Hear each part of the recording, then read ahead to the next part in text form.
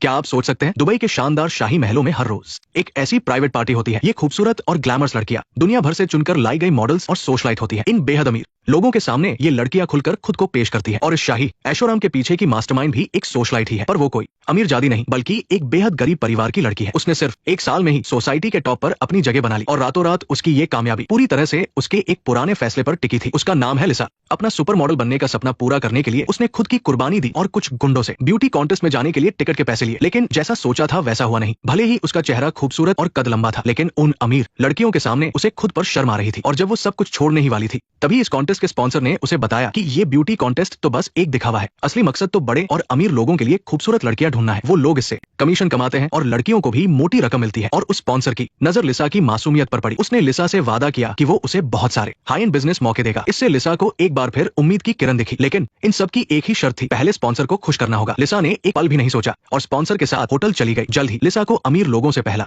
Order मिला। हालांकि शुरू में वो थोड़ी झिझकी, पर काम खत्म होने के बाद जो पैसे मिले वो इतने थे कि उसने कभी सपने में भी नहीं सोचे थे। वो खुशी से जैसे पागल हो गई। आने वाले दिनों में अपने कमाल के लुक्स, शानदार फिगर और बेहतरीन काम की वजह से लिसा ने हर तरफ के अमीर लोगों का दिल जीत लिया। अब अमीर लोग उससे मिलने के लिए लाइन लगाने लगे और उसने भी खूब पैसा कमाया। उसने पहली बार अमीरों की दुनिया की खुशी महसूस की थी। एक दिन लिसा छुट्टियां मना रही थी जब उसने बहुत ही लंबी और खूबसूरत लड़कियों के एक ग्रुप को देखा। वो सब एक आलीशान यॉट पर चढ़ने के लिए लाइन में लगी थी और ये सब कुछ एक प्रोफेशनल मैनेजर पॉल ऑर्गेनाइज कर रहा था। वो खास तौर पर दुबई के शेखों को बिजनेस सर्विस देने वाला एक बिचौलिया था। ये सब जानते ही लिसा तुरंत एक्शन में आ गई। वो खुद पॉल के पास गई और ताश के खेल में उसने जानबूझकर अपनी सारी जमा पूंजी पॉल से हार दी। और पॉल लिसा का इरादा अच्छी तरह समझ गया था। अगले दिन उसने लिसा से कहा कि अगर वो इस बड़ी लीग में शामिल होना चाहती है तो उसे अपने साथ 10 लड़कियां और लानी होंगी। फिर वो उन सबको दुबई ले जा सकता है। एक और सीढ़ी ऊपर चढ़ने का ये मौका पकड़ने के लिए लिसा खास तौर पर एक मॉडलिंग कंपनी गई और जल्द ही 10 बेहद खूबसूरत मॉडल्स शानदार कपड़ों में पॉल के सामने हाजिर थी। पॉल लिसा के काम करने के तरीके से बहुत खुश हुआ और अब जो उनका इंतजार कर रहा था